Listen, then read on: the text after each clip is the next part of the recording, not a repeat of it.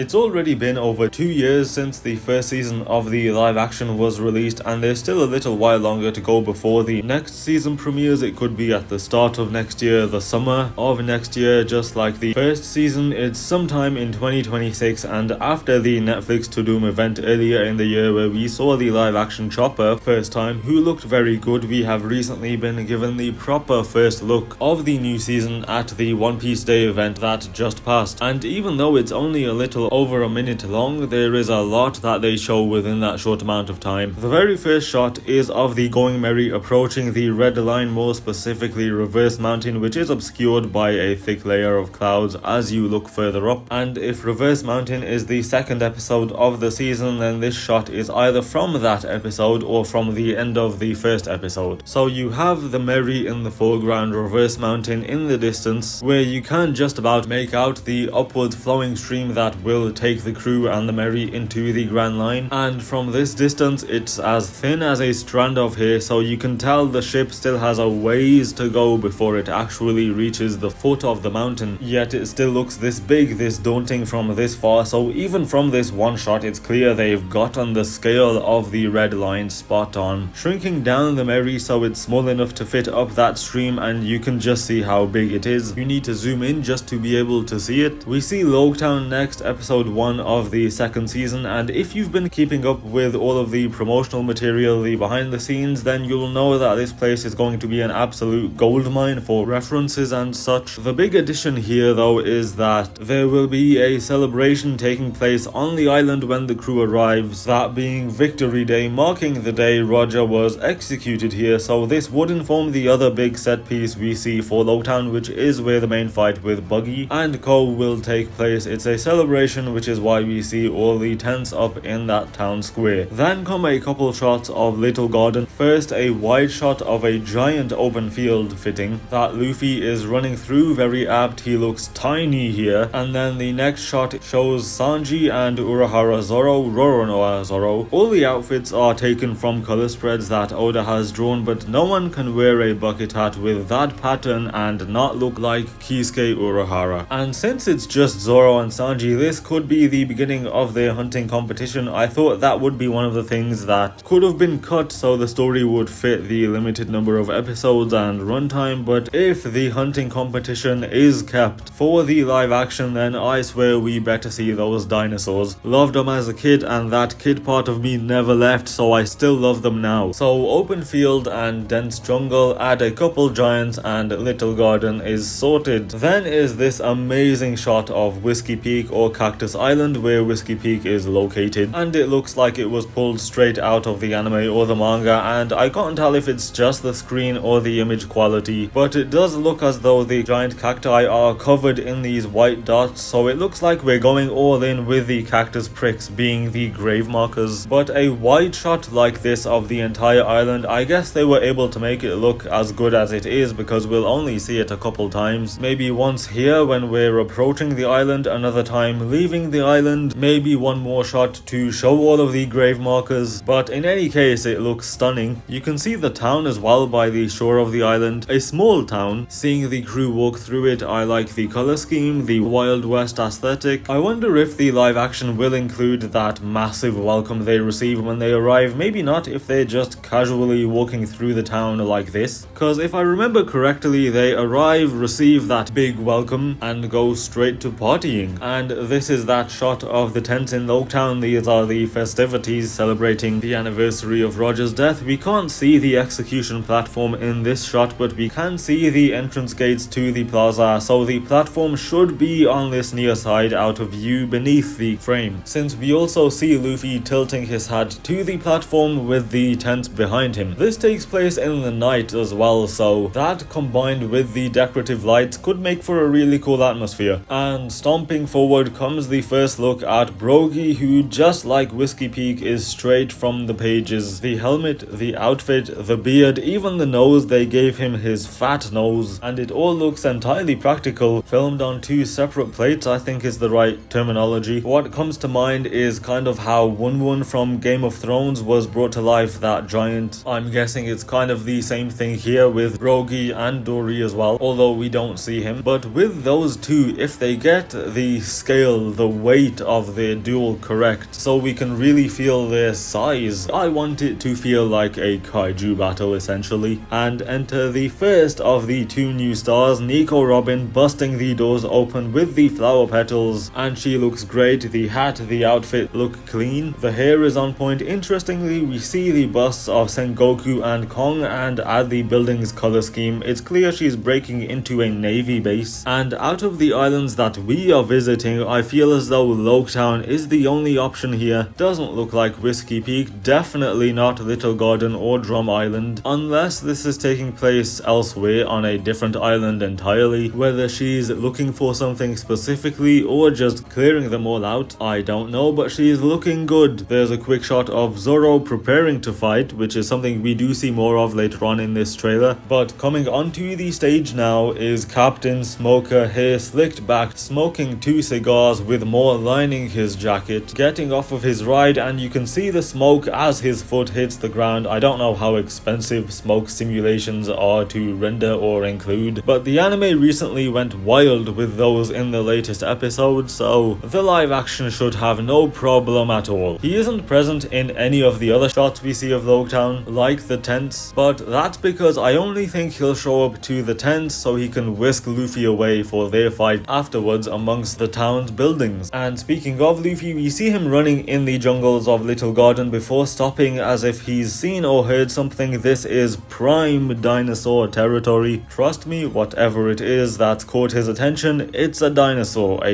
that should be killed by Dory right after. And there is another new character introduction apart from the main two, which did slip my mind, making his way into a wax house to answer a phone call, a transponder snail phone call from Mr. Zero. This is Mr. 3, or at least Sanji pretending to be Mr. 3. We don't actually see Mr. 3, which is a shame, because he's being played by David Dasmalshin, a big name who fits the role. Also, this is some very good waxwork from Mr. 3. I never thought he'd have this kind of attention to detail, to include a chain latch on the door, including a door hinge as well. I guess he prides himself in his craftsmanship. There's another couple shots of Nami and Usopp before the big one, Nefertari Vivi, or Miss Wednesday at this point, who looks to be on the figurehead of the Merry. The hair, I think, is the perfect level of blue, not too overpowering to the point where it's like bright neon blue, you know. There's her weapons as well, those discs attached to her fingers, but it's a real shame that none of that is going to be the main topic of discussion surrounding her up to and including when the season airs. End of the day, she was chosen by Oda himself, and that's really all there is to it, for me at least, and the only thing there is left to judge is her acting ability when the show comes out. And moving back to Whiskey Peak to continue that Zoro shot from earlier, where he is now in the middle of that fight with the 100 bounty hunters. The sword choreography in season 1 was really good, so I do have high expectations for this as well, especially with it starting indoors, minimal space and maximum people pretty much. It could easily become a mess, but I have high hopes. And there's more from Loketown, we're seeing more of it than any other of the islands. Some nice wire work from Sanji and Nami, who's fighting Alvida here, so that could be really interesting. And the actress who plays Alvida, by the way, I can't remember her name, but the amount of effort she's put in for this role is unreal, as if she really ate the slip fruit. The reason in canon why Alvida slimmed down, because she didn't need to do that. The story would have worked fine with her as she was, apart from a few incels having an issue with it online. There would be no problems, and yet she still put in this much work, whether for the role or for herself. She deserves all the credit in the world. We see Usopp taking out some more lackeys and leading into a Gatling from Luffy from the point of view of someone receiving the attack, and it looks just about as chaotic as you would expect it to. And I am very confident in saying that the person on the receiving end of this is Smoker, based on the buildings and lighting, and it does look to be taking place away from all the tents, just as I thought it does. So what I want to see is not Smoker's point of view here, but also Luffy's point of view, because behind this camera would be Smoker, smoking in more ways than one, as each hit passes through his Logia body, which is a visual I am really looking forward to. And to finish off, we hear the call of a certain type of giant underwater mammal as the crew on the Merry race down the current of reverse mountain to finally enter the Grand Line. Luffy having the time of his life as he looks ahead to a giant island whale, the island whale laboon, waiting for him at the bottom, nearly blocking off the entire entrance. You can't understate how incredible he looks here, comparing him to another giant sea creature, the Lord of the Coast from season 1, which looked good, not perfect, but good enough in its own right. Laboon looks 10 levels improved. You can see the scars on his head where his skin has been damaged from ramming into the red line. You can see his eyes as well. You know, to say this season will be bigger and better in every way, the bigger part is absolutely literal. The red line, the cactus of Whiskey Peak, the giant laboon, and Drum Island, the Drum Rocky Mountains, which we don't see. But basically wherever we go in this season is going to have something huge to show off, and laboon is easily the standout one. He's huge, not as huge as in the anime or manga. I think his cannon size is 400 meters, absolutely massive. I don't think he's quite that big here, but he's more than big enough. I can understand why he is a bit smaller though. The bigger a CG asset or creation is, the more detail is needed for it. So more processing power, more rendering time, more money. I'm no expert on VFX and I'm kind of going off what I've learned from Corridor Crew, but the bigger something is, the more polygons that are needed for the intricate detailing. Like skin, the bigger something is, the more polygons are needed to give it that smoother look. Like how as the number of sides on a shape increases, the rounder it gets. I hope that was right. And finally, the announcement that season 3 filming and production will begin very soon, which was leaked by Joe Manganiello, who is playing Crocodile, but that's really good news because 2.5-3 years between seasons is absolutely not sustainable. But it also works here since these arcs and next season will cover the entirety of the Alabasta saga, so presumably the whole of season 3 will be the Alabasta arc, so there is a lot of time to cover a lot of stuff. It was 39 episodes in the anime, so roughly 13 hours, so let's say season 3 is also 8 episodes, the same as season 1, so around 8 hours, which isn't too bad of a trade-off compared to the entire East Blue saga crammed down into those 8. Anyway, there was a lot showcased here in this first look, but still a ton that's yet to be seen. Like the Agents of Baroque Works story, will we see Crocodile in the shadows during Little Garden? Yes, but how about anywhere else? Who I'm looking forward to the most is Crocus, because he is being played by Clive Russell, the Blackfish from Game of Thrones, so that's an A-list actor right there. I hope they keep Crocus's intro the same way. He is unironically rage baiting Zoro and Sanji, which was so funny. And we saw nothing of Drum Island, nothing new from Chopper, no Kureha, not a single snowflake. Remember, they'll still have all of Chopper's other points, his other forms, as well as Dalton and his bison abilities. Season 2 can so easily surpass season 1, and for a casual audience I wholeheartedly believe that the chaos of each island, like Laboon, the giant smoker's abilities, all the other wild abilities, and so on, that spectacle could be enough to carry them through the season. And then there's the script on top of that, which I think should be better by default since it won't have, at least I think, another storyline like Garp and Kobe's marine storyline in season 1 shoehorned in. Looking back, I just don't think having them be so prominent was needed, especially after our long park. But anyway, I have high expectations for season 2 and I'm optimistic that those expectations will be met.